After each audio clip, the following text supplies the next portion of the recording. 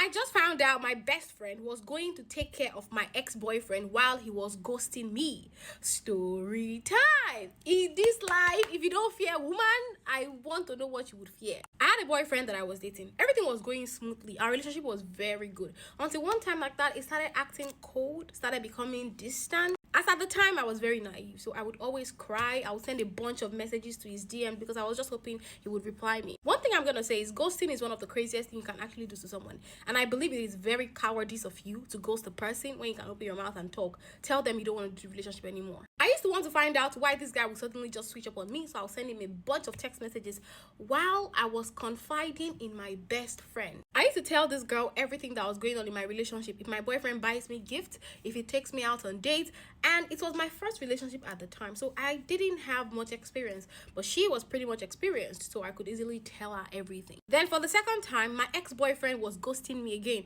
for no particular reason, and of course, who else would I confide in? My best friend. So I confided in her again about what was going on. I was scared. I was worried if I had done something wrong. Hence the reason why I was so desperate to find an answer to the reason why he was ghosting me. My best friend requested for his number so she could help me find out the reason why my ex-boyfriend, who was my boyfriend at the time, was ghosting me. I gave her the number. I did not think about anything. I did not even know that your friend is supposed to have a boyfriend's number at that time. And everything was still, I was anticipating that, the old talking to him is going to work. And it actually did work. But it did not work in the favor that I was looking for. The guy just reached out to me and he told me that he was not interested in the relationship with me anymore. This was after my friend had probably reached out to him. Just know that she already collected his number at that time. According to him, I was too good for him and I was too innocent, so we officially had a breakup. I was sad, I was crying. I even went off social media because I wanted to forget about him. It was my first relationship and I was already so fond of him. Fast forward to when I lost my father. It was a very sad moment and I was trying to sew my asoebi.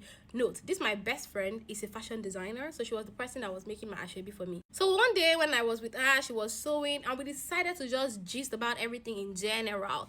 That was when the truth came out. She asked me when was the last time I spoke to my ex-boyfriend, and I was like, since the time we broke up, I've not really heard from the guy and I'm not really interested in hearing from the guy. Maybe she got carried away or something. I just know that I heard something I never thought I was going to hear. I never saw it coming. I never imagined it. I was surprised. She began to confess unaware. She told me how she and my ex-boyfriend became best friends. Like, in this our best friendship now, you became best friends with my own ex-boyfriend and I was not aware. After he told me he wanted to talk to him for me on my behalf, she told me that they would talk on the phone for hours.